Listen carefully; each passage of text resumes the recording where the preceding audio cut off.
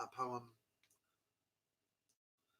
A man takes to thinking like a duck takes to water, and as a bird to the air, likewise a man will take his part in his freedom. A man can decide and take his life into his own hands, and this he does and will do till the end of the world. A man knows his capture and imprisonment. He knows his condition instinctively, intuitively, and is aware of the day his eyes open to. A man must feed his mouth if he can. If he can't, another must, or he dies from hunger and thirst. Within places of many men of a nation of great multitude and resources, a man may live from handouts of finances from the ruling government's purses.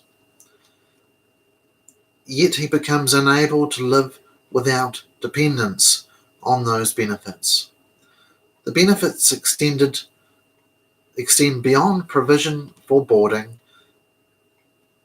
and meals, but to medical doctors and nurse carers, who are paid to provide medicines for ills of mind and to make record of proceedings, intermittently, as these are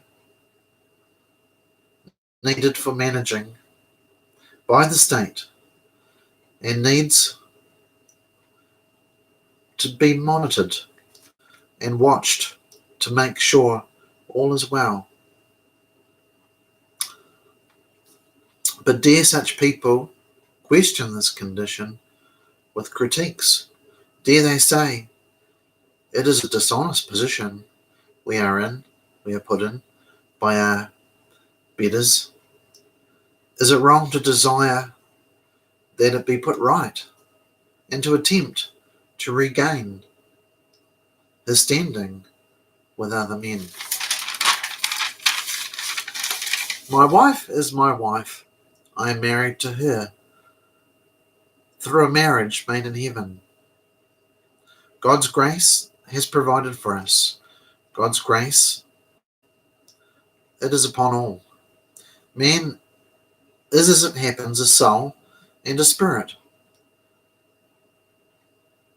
though it be not acknowledged by some of the higher sort of knowing men of science and government and medical arts, who believe only of worldly realities, of the elements and the flesh and the material appearances of reality.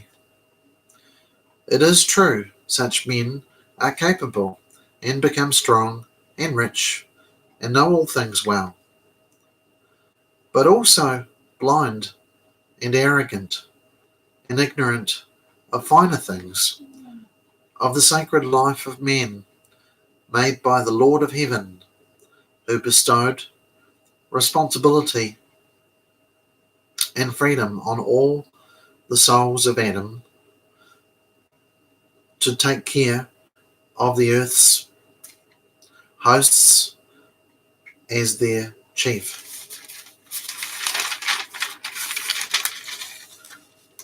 As for the sick of mind and poor of body, to who and how should they ask to require help with their lives, the sickening conditions of brains, present difficulties, and shadows of pains, which are mortal reminders, and family deaths, and hopes, western journeys that makes the Lord unhappy, as things go to ruin the man before his return to dust. A doctor, a nurse, a learned couple, in the trade and occupation of medicine, for such a sea wave's uncertain condition, his helps are in vain. His medicine is poison, as he has no cure for death or madness, even for his own, though it doesn't show it. But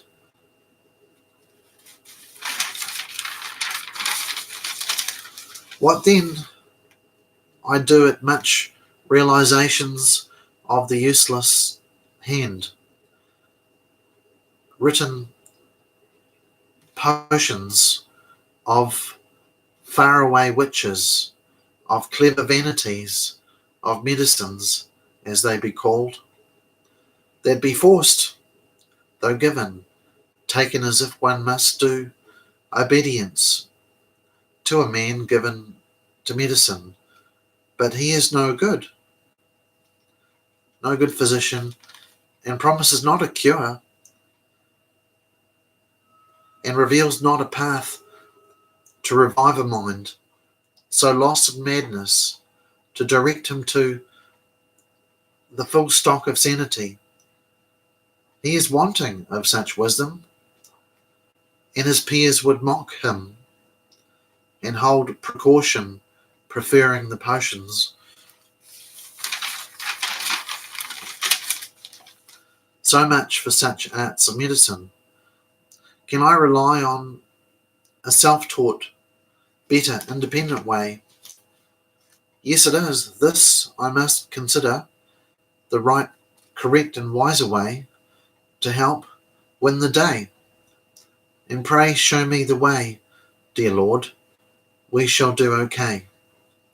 With pulse and wisdom and walking, drinking water every day, with love and sweet counsellors of men long ago.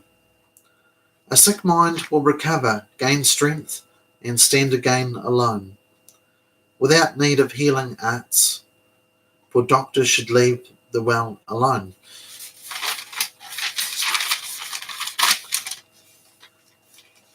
To cure the unwell, some things could be done, for goodness has her way and helps from above. And also from below on earth's blessed soil, when many of us many have toiled, and such helps beyond potions and sorceries are simple, but cost. They are old-fashioned and almost lost.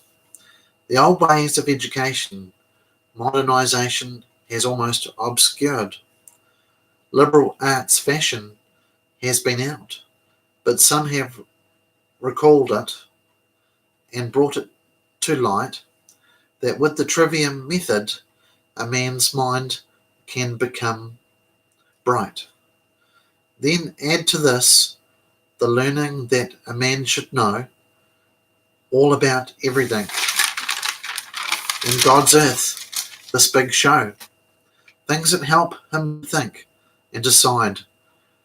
For good judgment is a necessity if a man will want to live freely, abundantly, and survive. Support with helps. As for the hand, as for the mind, as unknown potions, unconscious unthinking, fail to help the minds. Teach him in histories, teach him letters and words, in right place and time. Teach him all things bright, and then you will find he's cured of diseases of mind. The man will need Jesus, indeed so will I, or all is vexation, vanity, never mind. For a soul without Jesus is lost by and by,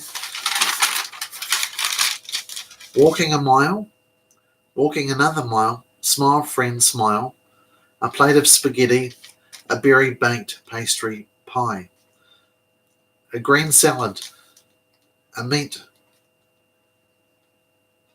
with in the sandwich, a drink from the faucet, a drink, not a few, of fruit juices and teas and cocoa brews will gladden a man's heart and depressions will fly away from him.